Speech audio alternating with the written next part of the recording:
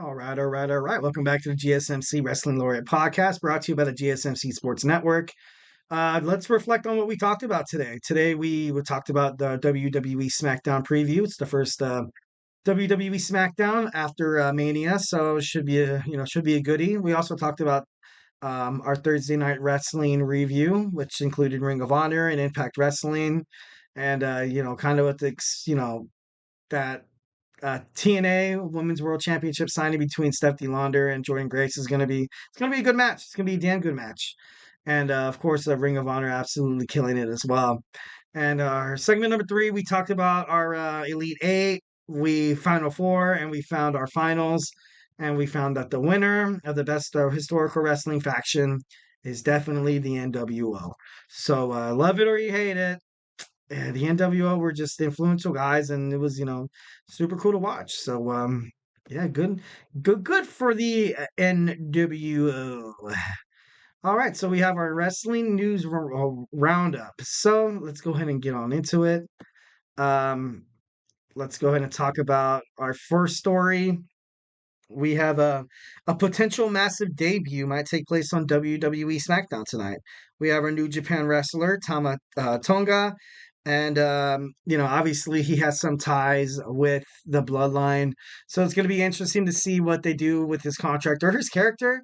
Perhaps he had so much success in New Japan Pro Wrestling that maybe he could be like championship caliber, like not right away, but perhaps he can. I feel like he's going to make. I don't know. I feel like he's going to make his presence known, either teaming with the Bloodline, or it'd be interesting to see him kind of fight against the Bloodline. You know what I mean? Like he comes in and he was like, "Hey, like I kind of saw how you guys were, doing their stuff, and I don't really like it, and maybe he starts a feud with Solo would be pretty cool, or maybe he calls out Roman Reigns. Oh, the Tribal Chief ready to be dethroned. No, I'm just kidding. No, that could be, that would be interesting. That'd be a hell of a storyline pitch for wrestling.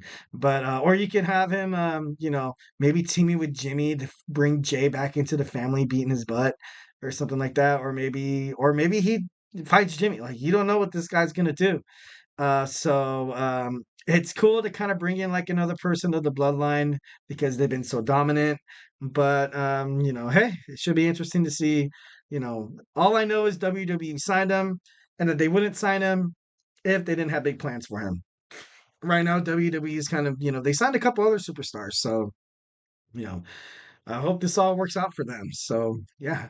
Next story, I have Shawn Michaels after the NXT Stand and Deliver, based on the WrestleMania numbers and based on their numbers.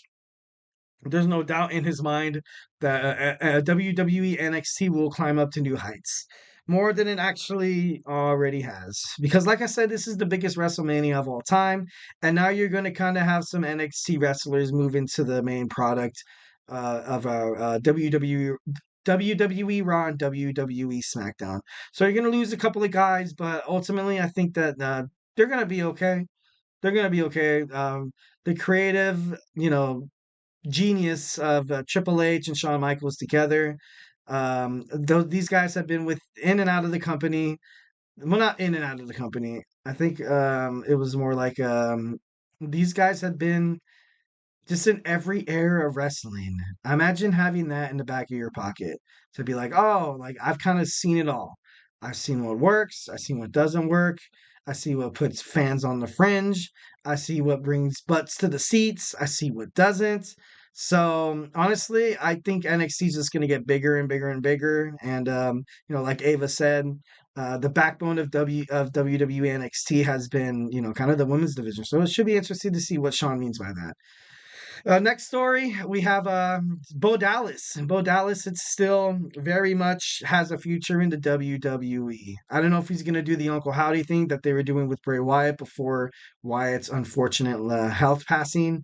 But honestly, I want to see it. I want to see Bo Dallas come back to wrestling. I know they had the Bo Leave thing, and they also have him. They had him teaming up with Curtis Axel, and he was like the Mrs. Goons.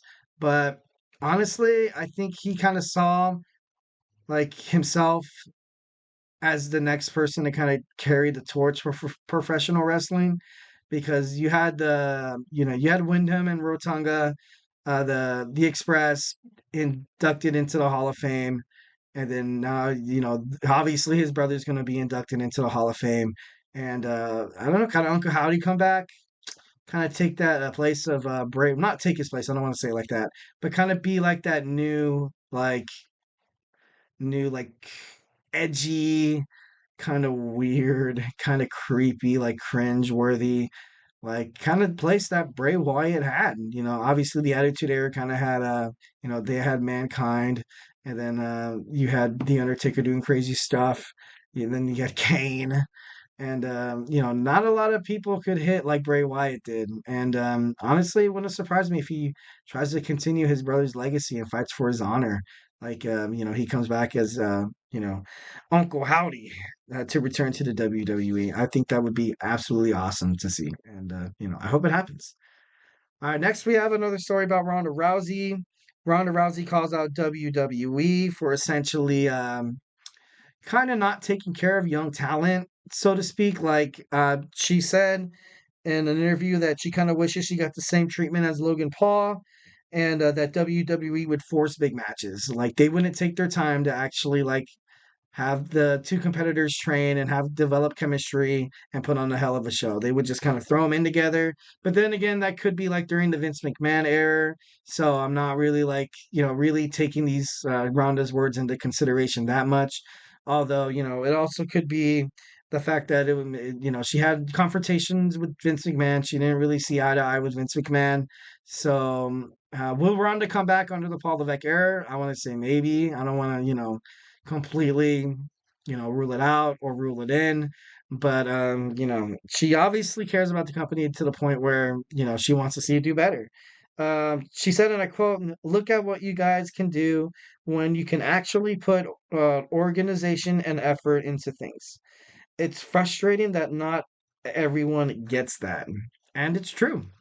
Ronda's 100%, 110% true. So, it should be interesting to see where she, kind of goes with that. All right, next we have CM Punk is confirmed for multiple WWE shows. So that just means that CM Punk is going to be uh, in the WWE draft, most importantly. I don't know if he's going to go to SmackDown or Raw, but I hope he goes to the same show as Drew McIntyre because that would be so cool. They obviously have to finish things up here. So, I don't know. CM Punk being declared for a couple upcoming shows means that maybe he might get back into the ring. I highly doubt it because they want, you want to make sure that that shoulder is or that elbow is 100%. Absolutely. You don't want to force anything. Have this guy be put up on the shelf and like obviously CM Punk came from AEW and like he was let go because of the tragic footage that happened between him and Jack Perry. But honestly, CM Punk needs to stay into WWE. He needs to keep making waves like he has been, cutting good promos, and he's a tactician in the ring. So he puts on great matches. That's the reason why people love CM Punk. Even when CM Punk was gone for the longest time, you go to any wrestling event or you would be watching TV and you would hear CM Punk, CM Punk, because he's kind of like that, the antagonist of the WWE. But the WWE needs that antagonist to kind of shake things up a bit. You know what I mean? You have that straight edge, kind of mentality that CM Punk has, but I don't know. It should be interesting to see what to do with his character. I wonder where he's going to get drafted. Like I said, I just hope he gets drafted with Drew McIntyre because you can't just leave us on a cliffhanger, WWE. You just can't. You simply can. Just kidding. No, but all right. Hope you guys like my show, Wrestling News Roundup. Hope you guys have an amazing weekend. Thank you for tuning in to the GSMC Wrestling Laureate Podcast, brought to you by the GSMC Sports Network. Your support means a lot to us, so please remember to Superman punch that like and subscribe button to show, your appreciation and to show you like the show. I love my audience. I love you guys. I'm just kidding. But no, I'm not just kidding. I don't love you guys, but I don't want I don't know weird way, bro. But leave a positive review at the GSMC Sports Network. We love peace, love, and positivity all the way, and it really does make a difference. We also invite you guys to follow us on Facebook, Twitter /X, TikTok, and Instagram for more content and updates. Also, if I haven't made you a wrestling fan by now, go ahead and check out some of our other sports shows like Sam on baseball, Kenneth on football, TJ on sports, Jeremy on sports. We just goes on and on and on. We have Thomas on college sports, college football. We have the Andrew Tate show. Just sports, sports, sports, and more sports. If you want to get lost in the world of sports, join the GSMC Sports movement. This is going to be monumental, so don't miss out on this, guys. Don't miss out. Make sure you like and subscribe to the show. It's pretty dope. Pretty dope. All right. Well, once again.